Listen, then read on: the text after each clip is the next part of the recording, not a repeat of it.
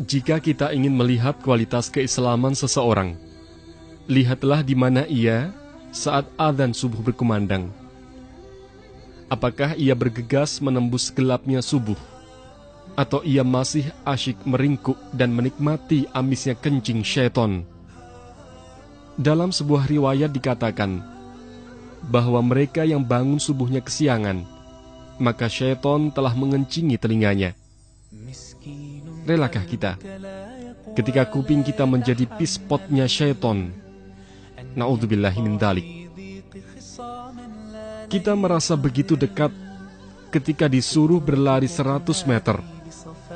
Namun beberapa meter saja ke masjid untuk sholat subuh berjamaah terasa begitu berat. Ketika kita terlelap tidur, syaitan membuat 3 ikatan, di mana setiap ikatan itu tertulis, malam masih panjang, tidurlah terus. Ketika anak Adam bangun, lepaslah 1 ikatan. Ketika ia beranjak untuk berwudu, lepaslah 1 ikatan yang lain. Dan ketika ia sholat, lepaslah seluruh ikatan. Demikian jelas sebuah hadis sahih. Tetap tidur di waktu pagi dan menjadikan telinga ini tuli akan seruan muadzin bisa menyebabkan kemiskinan. Kalaupun tidak miskin secara materi, maka akan miskin kesehatan. Apalah artinya banyak uang, namun penyakit menumpuk? Apalah arti harta yang melimpah kalau tidak memiliki kesehatan? Dikatakan dalam sebuah riwayat, tidur di pagi hari mewariskan kemiskinan. Riwayat ini segaris lurus dengan sebuah penelitian bahwa tidur di pagi hari dapat menyebabkan penyakit diabetes. Bahkan Nabi Shallallahu Alaihi Wasallam pernah membangunkan Aisyah yang ketika itu sedang tidur di waktu pagi, seraya berkata, "Bangunlah dan saksikanlah, sesungguhnya Allah membagikan rezekinya di pagi hari."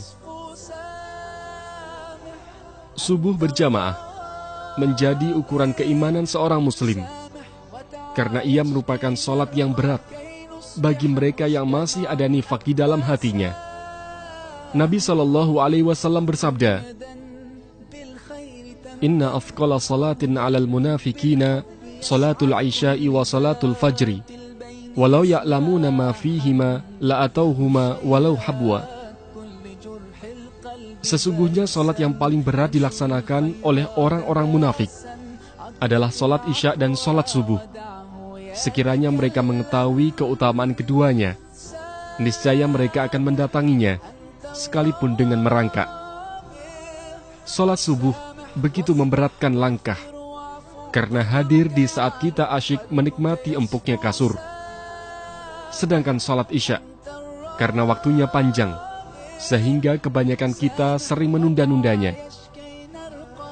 Sholat subuh berjamaah di masjid memiliki keutamaan yang luar biasa, sehingga betapa meruginya jika seorang insan beriman melewatkannya.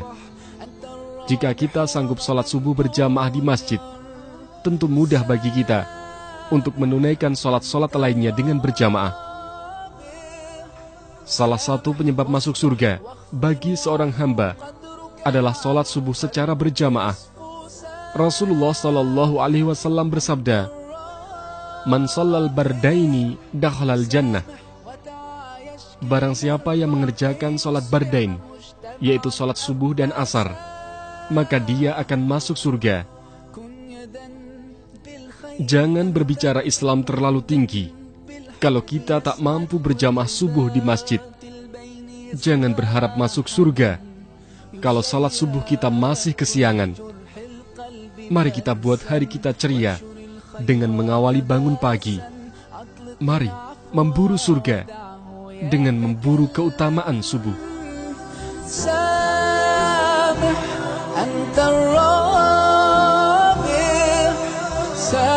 واصفح واغفر واعفو قدرك يعلو قلبك يصفو سامح أنت الرابع